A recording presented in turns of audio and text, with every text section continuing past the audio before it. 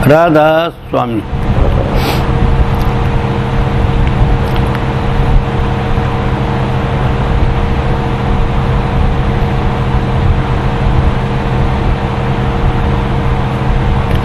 सत्संग करत बहुत दिन बीते, अब तो छोड़ पुरानी बाण। कब लग करे कुटिलता गुरु से, अब तो ले गुरु को पहचान। ये वाणी है, संत वाणी में है कि सत्संग करते बहुत दिन हो गए, अब पुरानी बाण छोड़। पुरानी बाण का मतलब यह है कि सत्संग सुनते वक्त एक टक देखना, गौर से सुनना, ये है। तो जब सत्संगी सत्संग सुनते हैं तो इधर देखते हैं, इधर देखते हैं, इधर देखते हैं, मतलब उनका ध्यान फोकस नहीं होता। तो कहते पुरानी जो बाण है ना, आदत है, वो छोड़ दे और बात को समझो। पुरानी आदत मतलब आदमी की जो आदत छोड़ता नहीं। और इसमें कि जब सत्संग देखते हो तो बड़ी श्रद्धा के साथ, विश्वास के साथ हाथ जोड़ के बैठे रहो और ये समझो कि जो ये अमृत आ रहा है और ये श्रद्धा का सब्जेक्ट है। अगर श्रद्धा नहीं है तो चाहे सुनो मत सुनो, एक बात, कोई फायदा नहीं। ये इसकी जड़ जो है श्रद्धा पर है, आस्था पर है। तो आस्था ले करके फिर इसमें कोई प्रश्न नहीं है।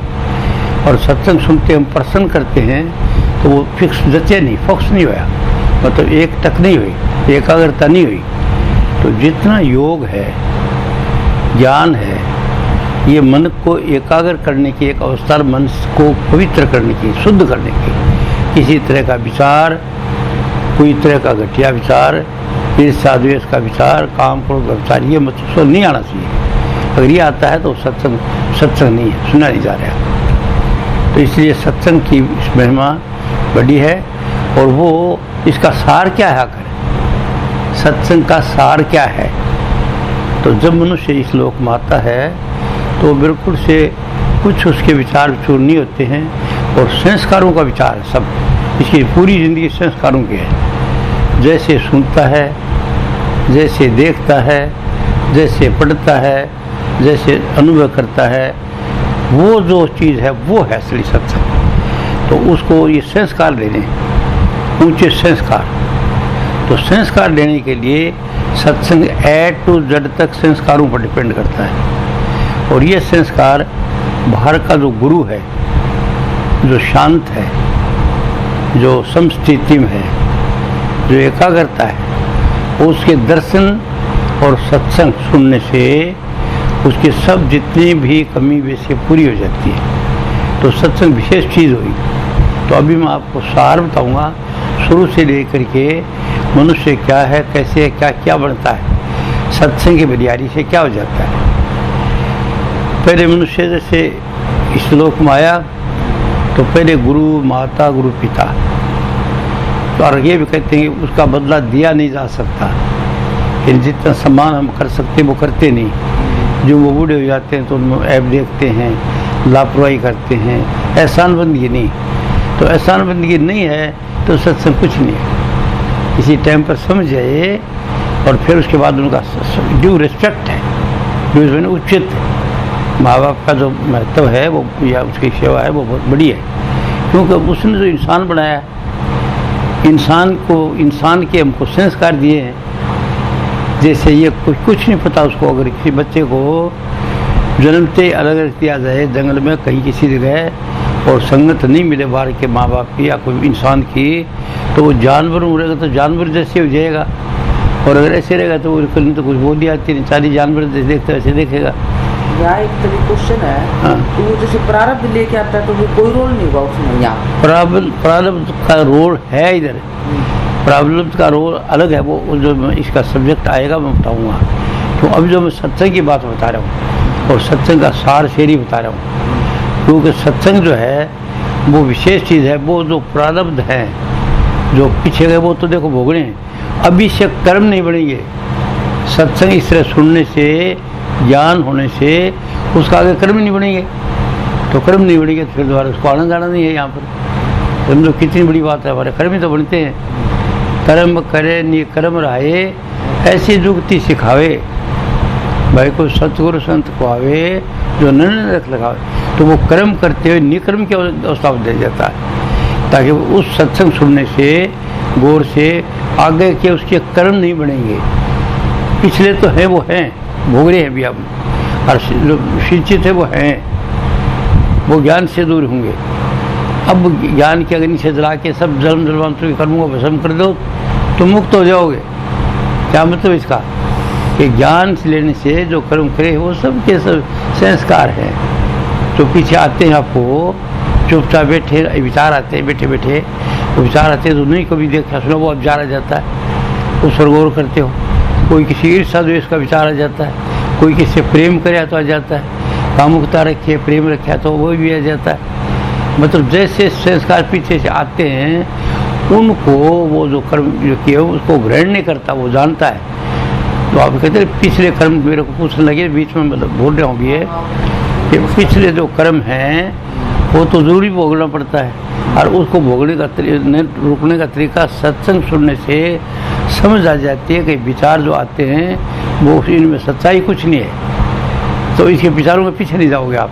जैसे एक विचार आया और आपको पता सच्चाई कुछ नहीं, तो उसका ध्यान नहीं करोगे। तो रोल है यहाँ पर सत्संग का। रोल अपनी याद में जो मैं बता रहा हूँ वो एक सब्जेक्ट है, वो अलग है। वो पिछले प्रारब्ध कर्म क्या कैसे भोगा जाए, क्या करा जाए, वो अलग सब्जेक्ट। इसी सत्संग का जो मैं महत्व बता रहा हूँ वो ये है कि आपको सत्संग सुनना चाहिए और उसको लेना चाहिए। और उसका फ़ायदा क्या होगा कि आगे का कर्म नहीं। दूसरी बात, इस लोक में जो कमी है, इस लोक में जो मनुष्य को कमी है और कोई तकलीफ़ है, जो कोई कारण है, उसका उसको असर बता दिया जाएगा, सत्संग में सार बता दिया जाएगा कि ये जो है ये कमी इसलिए से है और इसका कारण ये है और इसका इलाज ये है। तो सत्संग से मतलब इस जगह से ज़िंदगी चलनी शुरू हो जाती है।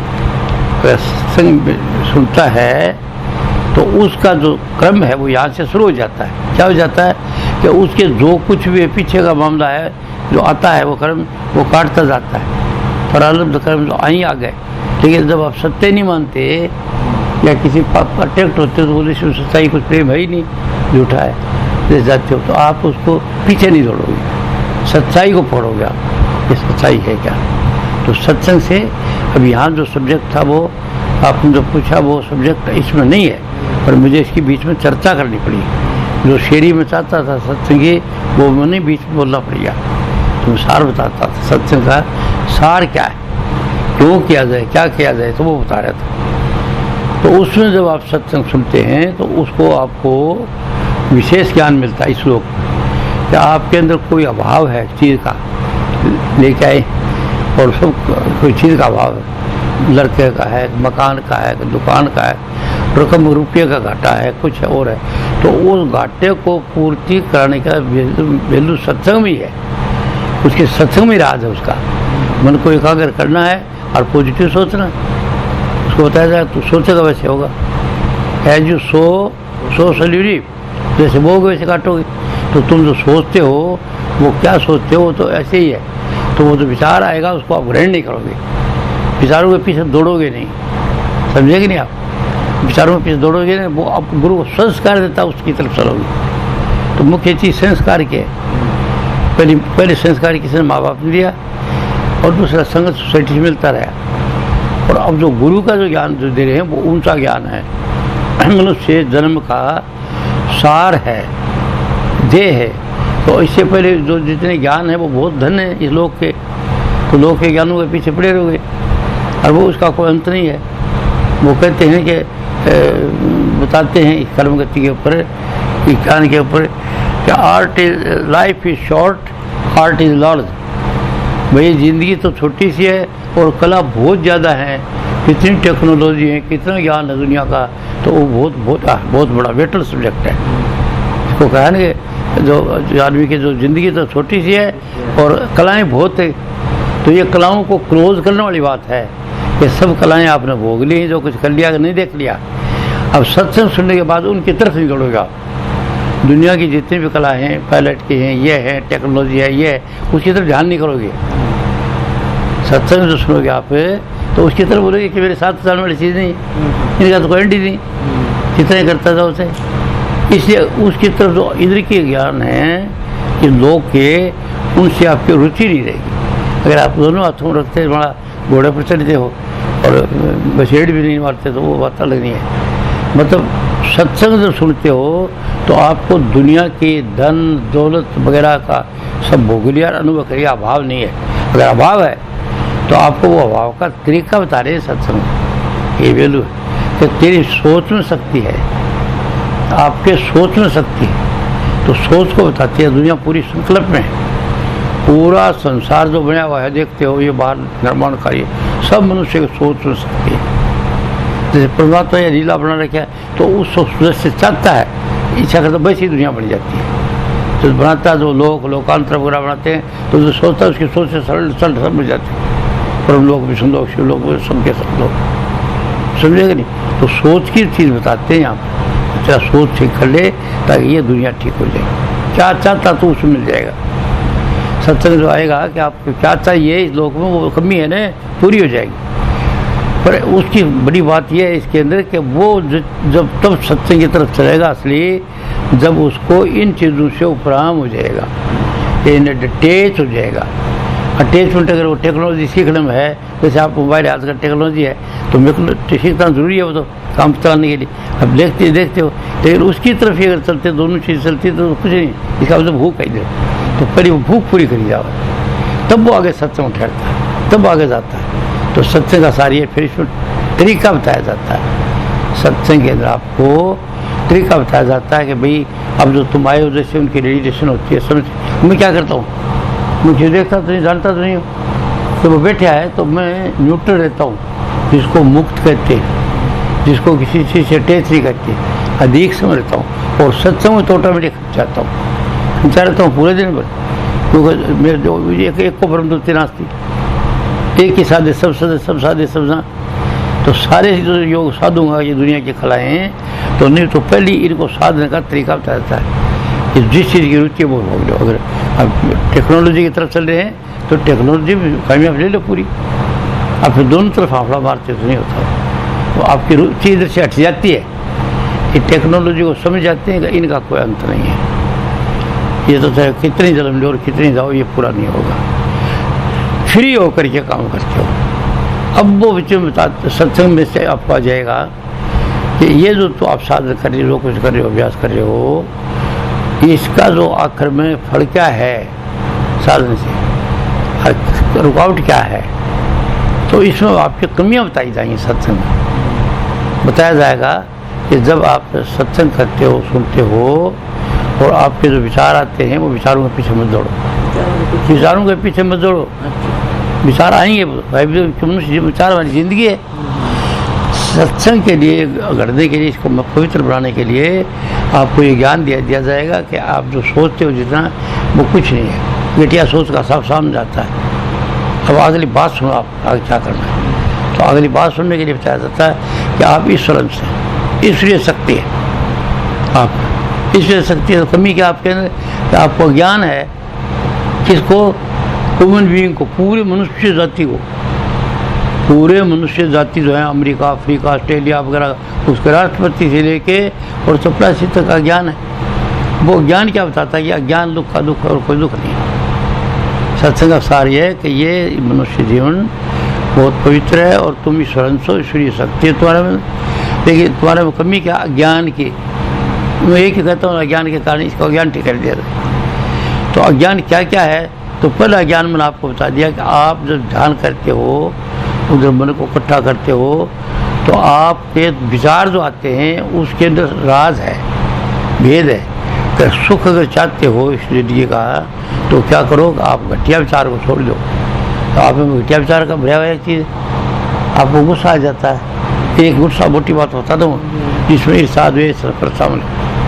जब गुस्सा आपको आ जाता है तो उस वक्त आपके अंदर से वो चीज़ निकलती है, तबाह करते किसी चीज़ को, जहर करते। जैसे मैं मिसाल देता हूँ कि पति पत्नी हैं घर में और किसी बात पर नाराज़ हो जाते हैं, पत्नी हो गया पति, तो वो चुपचाप पूरा सोचने लग जाता है, इसने मुझे ऐसे कहा, इसने ऐसे। तो आजकल सभ्यता का ज़माना है तो देखें गुजारा तो करना है, इसने कह दिया सह लो, और जो आलू बिल्कुल आलू होते उसे सही दे, तो उसको बताया था ये तुम्हारा घटिया विचार जो है, ये तुम्हारा दुख है। इधर ही दुख ना हो की चीज़ है घटिया विचार। क्यों कि जब विचार ऊपर जाते हैं ब्रह्मांड में और वहाँ से किसी खास लहर से टकरा के या ठहर के और फिर वो उचित समय, ड्यू कोर्स ऑफ टाइम, उसका समय होता है, और वो समय होता है तो वो वहीं आते हैं। ऐसी करंट जाता है वहीं आता है, ऐसी करंट जिससे चलता है वहीं आता है। तो जिस घर से विचार निकले हैं उसी घर के अंदर आ जाएगा। पति ने सोचा पत्नी के लिए, पति के लिए भी आ गया, पत्नी, दोनों के लिए दुख आ गया। क्या दुख आ गया? कोई घर की चीज़ टूट गई, कोई चोरी होगी, कोई ये हो गया, कोई ये हो गया, ये रोग हो गया, मतलब मन के प्रतिकूल घटना घटती जो मैं बताता हूँ, तो दुख सुख की बात बताता हूँ। हर काम में दुख सुख की चर्चा करता हूँ सत्संग में, क्यों बैठे दुख सुख के ज्ञान से बैठे और उनको पता नहीं है अभी भी। तो मैं पहली बात ये कहता हूँ, आपको जब विचार करते हो तो आप बहुत अच्छे हैं, लेकिन आपका जो विचार है दो तरह का है, एक है सुखात्मक, एक है दुखात्मक। तो आप लोग गुस्सा छोड़ दो। मैं एक मोटी बात कहता हूँ, या सुन जो, कभी गुस्सा मत करो किसी चीज़ में, तो बस आप होगी 1000 व्रत के बराबर एक व्रत हो गया। ये बात तो बड़ी है, कहते घर पर दादी कहते गल निक्की है बड़ी बहुत है, ये बात तो छोटी सी है। और ये इसके अंदर ज्ञान सबका है, और ये दुख है इसका, उसका जो यहाँ दुख है उसके घटिया विचारों का है, और उसको अभी भी पता नहीं। और उसको बताओ, कुछ बताया कि सैन में बता दिया, तो जब मैं बताता हूँ उसे नगा नहीं बताया किसी कि आपको ये उसके लिए दुख होता है। राष्ट्रपति हो, अब दुनिया लड़ाई क्या चल रही है, अगर दुनिया का राष्ट्रपति इस बात को समझे हुए तो वहाँ लड़ाई होगी नहीं बिल्कुल। वो अगर इसका ये ज्ञान होगा तो होगी नहीं। सब मनुष्य मात्र को अपना ही समझेंगे, वो बर्बादी नहीं करे, कोई आठ के पेट है, बोलो भाई ऐसे चलो ऐसे करे थे। ये थोड़ी सी अगर सेव इधर पहले हो लिया है तो या तो वो बर्दाश्त करे, तो आप कर लो, आपने जो दूसरा क्यों इसको लेता हूँ, तो लेगा नहीं वो, तो वो लड़ाई नहीं करेगा। अगर उसको ज्ञान नहीं हो तो वो लड़ाई नहीं होगी, देश का आदमी लड़ाई नहीं करेगा। मनुष्य मात्र को ज्ञान हो तो हद नहीं हो जाएगी। और छोटे आदमी को नहीं है, बड़े आदमी को तक, अगर राष्ट्रपति को नहीं है, छोटे सबको ज्ञान है, कोई फायदा नहीं। सब मनुष्य मात्र को जिस स्थान पर है उसको ज्ञान होना चाहिए, तो वो उसके काबिल हो कि मेरे देश के आदमियों को बनाना नहीं है। अपने मनुष्य ईश्वर से क्यों सरफ बनाना है। ये लड़ाई आज से नहीं, पहले से ज्ञान से होती आई है। महाभारत ज्ञान की लड़ाई पूरी, सीते रामायण में राम की बता रही कि टाइम बताते हुए अज्ञान की है सर। वो कथा तो है ना आपकी, जिसको मत लगा सुनते, उसमें ये तो कही नहीं जाती। जब मैं बात करता हूँ तो कहते नहीं सच्चाई। तो ये बात आपको सत्संग देना चाहता हूँ कि सीरियली इसका ये है कि सत्संग सुनते वक्त आप घटिया विचारों को समझें। और उसमें मोटी बात करता हूँ, भाई गुस्सा से छोड़ दो, तुम चाहते हो 1000 व्रत के बराबर तो जाएगा, तुमको दुख आएगा नहीं। गुस्सा नहीं करोगे, बुरा सोचोगे नहीं, तो कैसे सोचो, सुंदर सुंदर सोचो, सुंदर हो जाएगा। तो ये शुरू करता हूँ नहीं पहले के।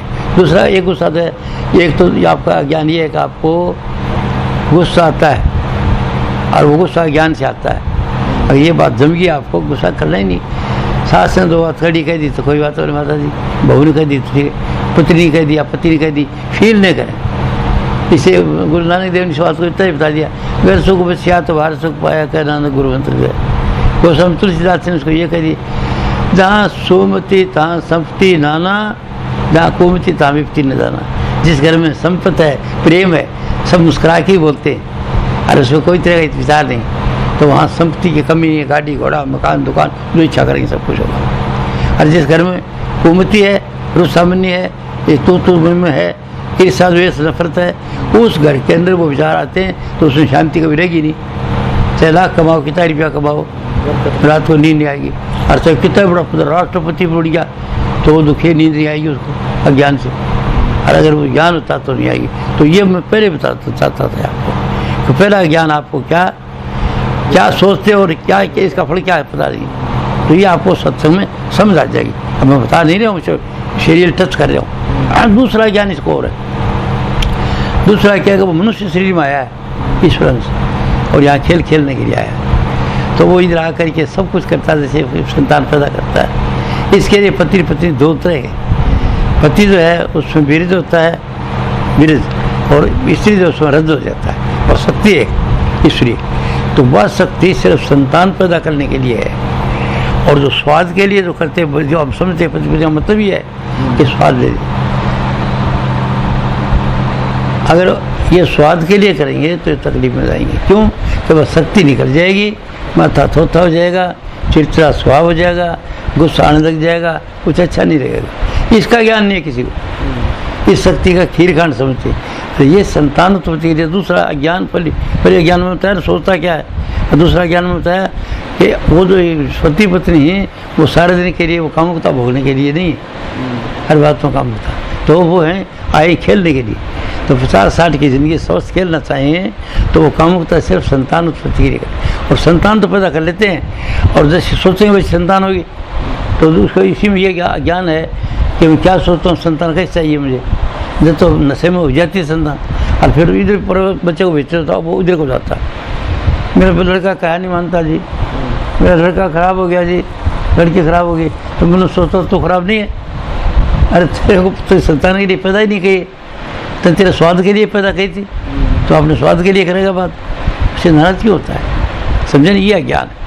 तो यह ज्ञान मनुष्य जाति को है, और इससे क्या कर चिड़चिड़ा स्वभाव, डरना, गुस्सा आना, एक दूसरे घर में गुस्सा करना पति पत्नी का, और एक देश दूसरे पर गुस्सा करना, एक जाति दूसरे को गुस्सा कर रही है, एक मध्य वाला दूसरे मध्य वाला गुस्सा कर रहा है, यह अज्ञान बड़ा है।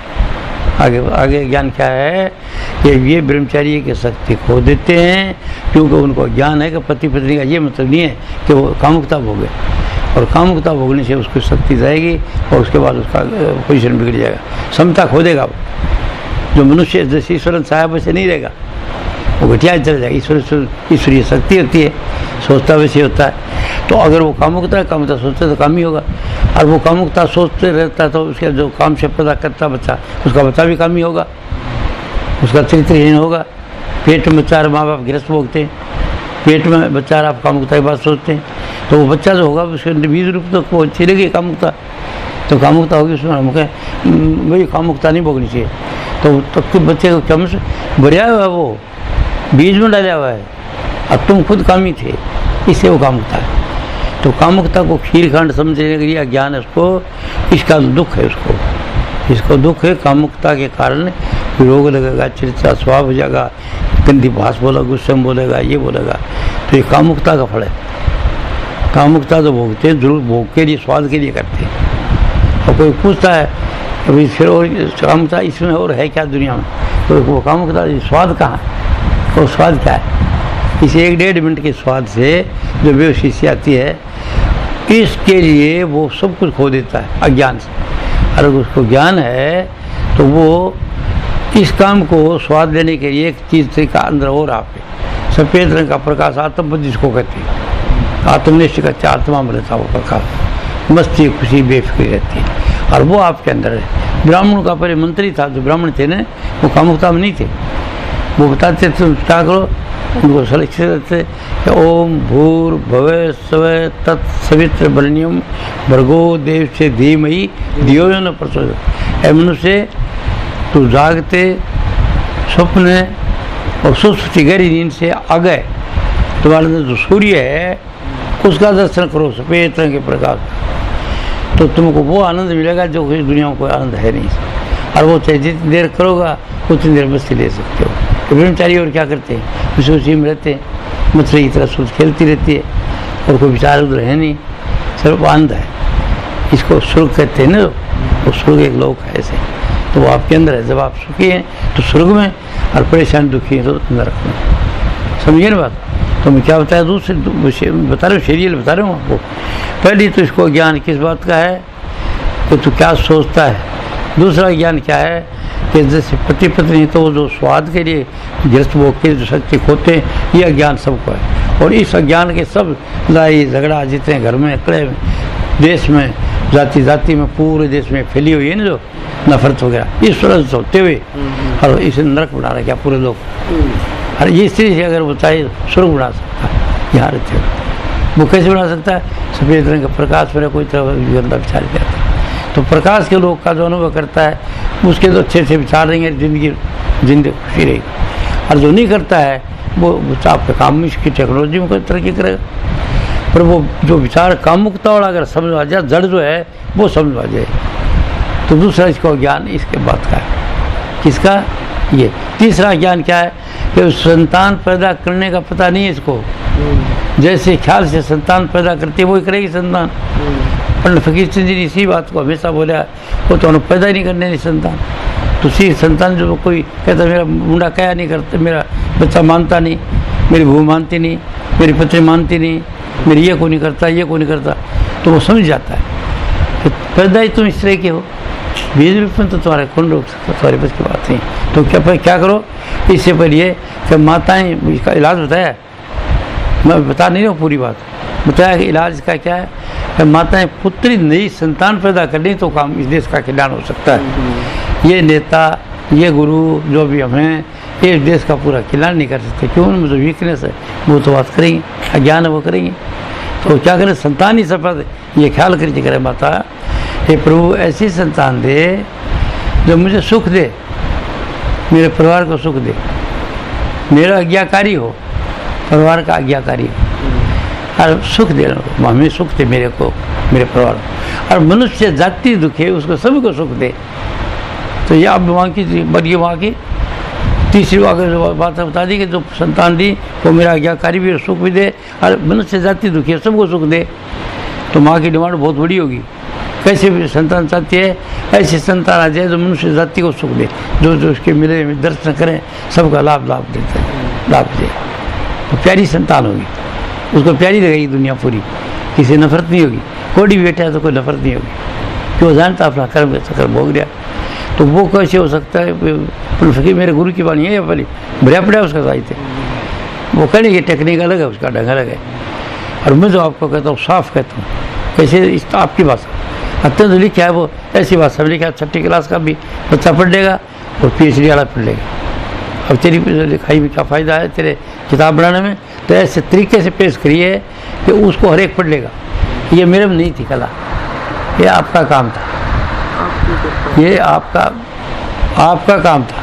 क्या था कि आपने उन किताबों को ऐसे तरीके से बना दिया, नहीं तो आपकी संस्कृत थोपी, न अंग्रेजी का स्पष्ट हो गया, सीधी सादी भाषा में जो कॉमन चलती है, समय की जो भाषा चलती है उसमें बताया।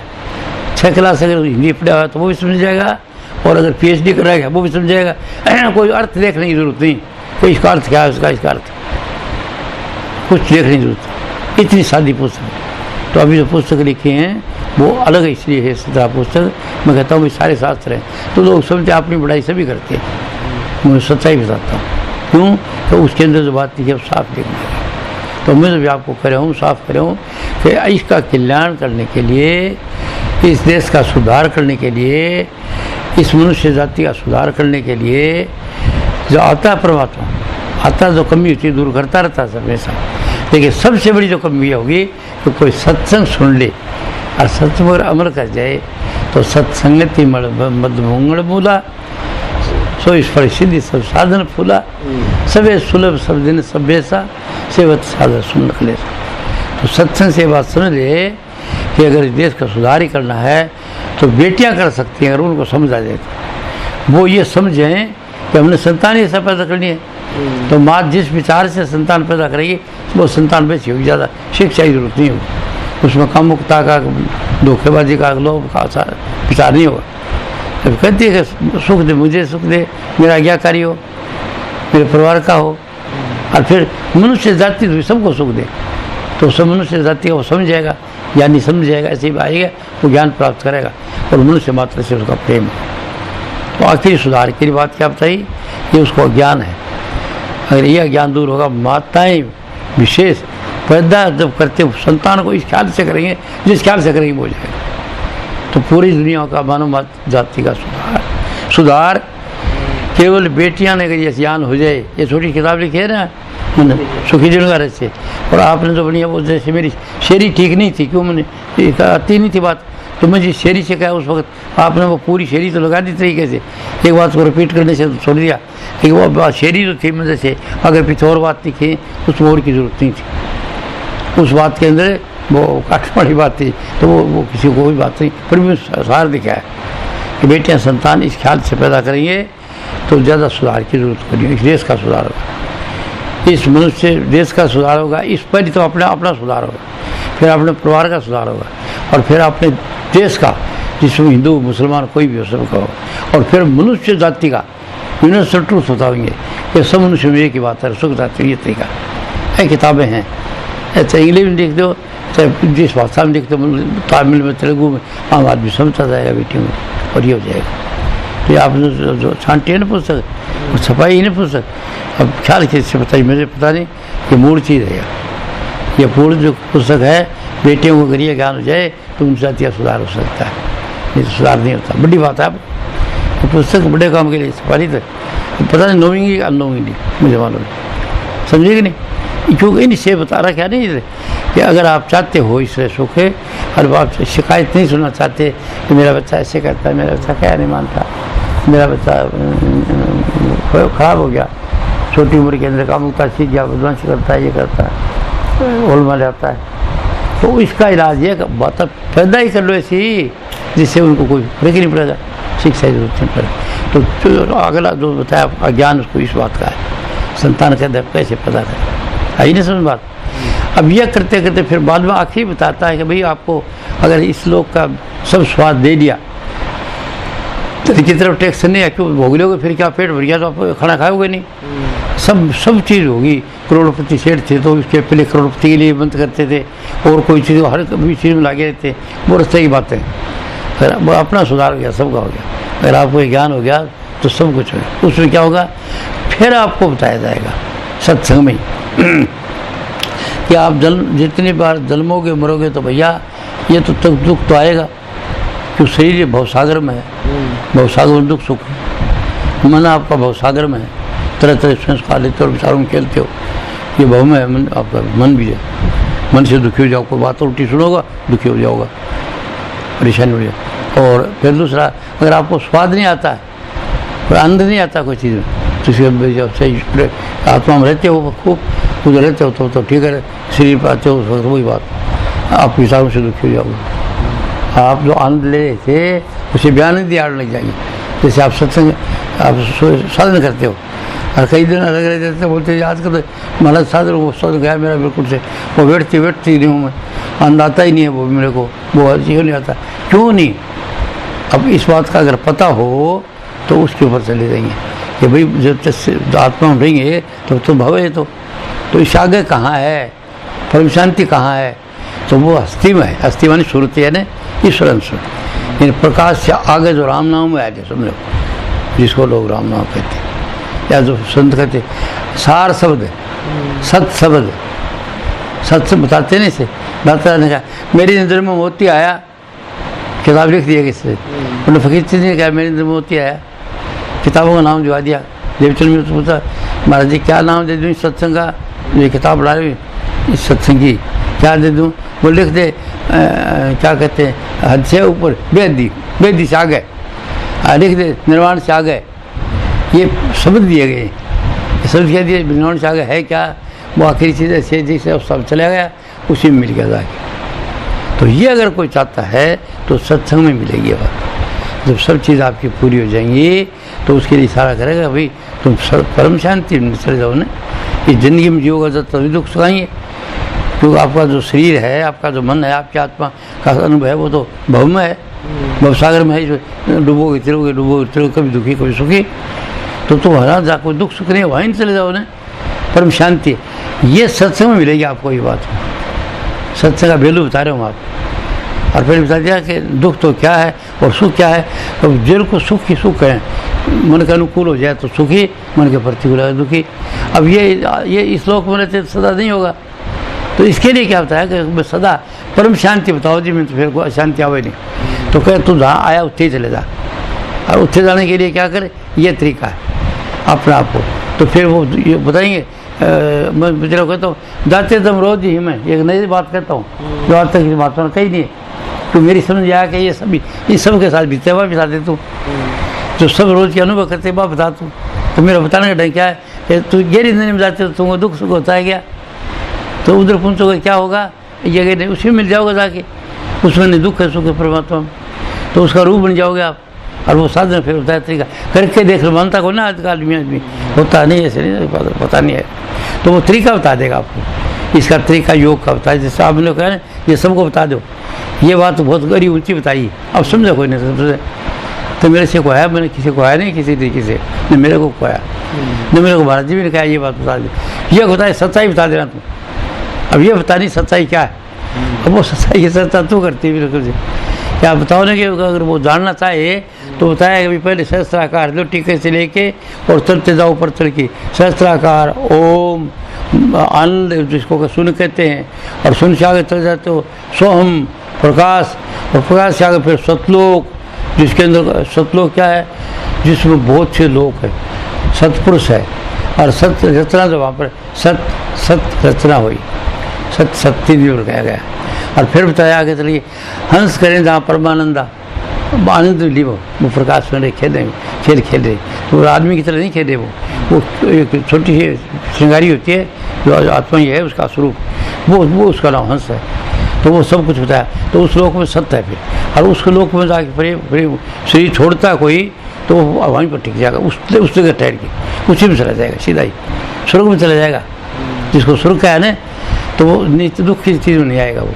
पर फिर उसमें रहने वाले को भी महात्माओं ने बताया, चैलेंज दिया कि भाई ये तो तेरा आनंद में ठीक रहा, तू आनंद की अवस्था है, ये मंजिल नहीं है, जो परम शांति चाहता है वो यहाँ नहीं है, इधर जो सतलोक तो रहता है ना प्रकाश में, सतलोक के अंदर लीला देखता है, आनंद करता है, तो तुम सच्चाई पर नहीं है, तो उसको फिर ज्ञान कौन देगा, बाहर का गुरु जीवता, कोई राम रहीम तो अंदर ही है, वो बताएगा, संस्कार देगा वो कि इससे आगे चल, क्योंकि अभी तो जिसने आनंद आएगा तो खुश है, ना आएगा दुखी हो जाता, तो आगे चल, आगे क्या है, इससे आगे साधन करे। अब वो कैसे बताता है, किसको जैसे आदमी तरीके से भाषा बता देगा, और वो आगे का साधन है सत्यों को छोड़ा और अलग पड़ा जाओगे। हर जगह बताई कौन सी, जहाँ बच्चा का ताड़वा टिप टिप टिप करता है, तो मैं बताया मेरी चला गया ऊपर की तरफ टिप टिप ऐसे ऐसे हो रही है, अब तो खोई गया जी मेरे ऐसे ऐसे हो रही है, वो संस्कार में दे दिया उसने। अब पता नहीं किसके लिए है मंजिल, तो ये मंजिल उसके लिए है, ये जो आगे का इच्छा लेके आया है उसके लिए बताया कि तू परम शांति ये, तो यहाँ चला जाएगा, तो इधर पिछड़ा प्रकाश खत्म। यहाँ पर क्या है, अलग पुरुष जो है, इसके बाद में अनुभव किया जाए, बताया जा सकता है। अगर मैं बताऊँ अनुभव ये है वहाँ पर तो बकवास है, बताई जा नहीं, बात ही नहीं। तो वह कैसे, मैं गुड़ की मिसाल देता हूँ ना, तुम गुड़ खा रहे हो, क्या खा रहे हो, आज मीठा है, खांड से शक्कर ना, तो इसको एक पंजाबी महात्मा कहता है, शक्कर खांड नबात गुड़। किसी ने पूछा बाबा जी वो राम नाम कैसा मीठा है, तो कहा शक्कर खांड नबात गुड़, मक्खियाँ मज्जा दूध, सब ये वस्तु मिठियाँ रब न पूजे तुद। यदि सभी मिट्टी पर वो उसके बराबर नहीं है, बस ये तक ही छोड़ दिया, और वो अनुभव है। तो अनुभव करने का जो तरीका अंदर करना है, और वो ये यहाँ तक चले, वो अनुभव कर लिया। इधर से जो सफ़र बताया, इससे आगे जो ये सूरत आपकी, ये जिस आशाई जिस परमात्मा से, उसके लिए सफ़र चोटी तक का है, और चोटी पर जाओगे तो तुम उसके अंदर मिल जाओगे, जैसे बूंद पानी में जाके मिली। और उस वक्त आपको क्या हालत होगी, मैंने मिसाल नींद की दे दी, क्यों, कई रोज़ भाई जाते हैं उसके अंदर, रोज़ भोगते हैं, और भाई को इसको पता नहीं है वो क्या चीज़ है, तो मैंने बता दी तुम वहाँ पर चले जा रहे, उस वक्त थोड़ी देर के लिए उसमें जाके मिल गई जिसमें थे परम शांति। और वापस क्यों आते हो, तो वापस ऐसे आते हो कि आपका प्रारब्ध कर्म बाकी रह रहा है, अभी तक पहुँच तो गए मंजिल पर। जैसे मेरे को कहा पंडित फकीर चंद जी ने कि तेरा रास्ता छोटा है आगे का, मैं छोटी में जो गया ना लाल किले से पूजने के लिए, तो कहने लगा तेरा जो है उम्र तो बहुत लंबी है और तेरा रास्ता छोटा है, छोटा था तो पूछ गया तो आ सके, पर प्रारब्ध है वो गएगा, तो मैं प्रारब्ध हो गया खूब से, और उसमें ज्ञान भी था, मेरे ज्ञान भी मिलता गया, सब सुपला ही अपना होता गया। और जो इस मेरे ज्ञान को प्रकट करने वाले आप पे भेज दिया गया, कौन बैठे, आप बैठी, तुम बैठी, तुम्हें पता था वो तो आई इस काम के लिए थी, तो कोई पीछे का संस्कार था, वो अपनी टीम आती है नहीं, कहते जब संत जाते हैं तो उनके पास उनकी टीम होती है, टीम ले जाती है, ये ले जाती है, वो सब कहा गया है। तो वो अभी आप खुद ही बैठी भाई, तो मन तो पता कर, तो कुछ उधर गई हुई थी, तो क्या देखा क्या सुना, तो बोले ये लिख दो तो ठीक है, तो मैं लिखी किताब, तो लिखवाई मेरे से, तेन तो इच्छा करी तो चाहती थी ने, वो मेरे अपना आप लिखे गई, और तेन उसको तरतीब दे दी, तो खेल समझिए। आखिरी अवस्था सत्य का ये फ़ायदा है, शॉर्ट में बताइए, मैं ये बात शॉर्ट में बताइए, पूरा जो टाइम होगी बताऊँगा, वो चलता गया समझ जाएंगे। तो आप समझ आ गया, आपको सत्संग के बारे में समझ आ गई, तो मैं भी सत्संग क्या दे रहा हूँ, ये वो टॉप के सत्संग दे रहा हूँ जो नहीं तो कोई महात्मा दे रहे अभी तक, और नहीं कोई शास्त्रों में ऐसे ऐसी बात दिखी है, ठीक है नहीं, ठीक है, अच्छा, राधा स्वामी।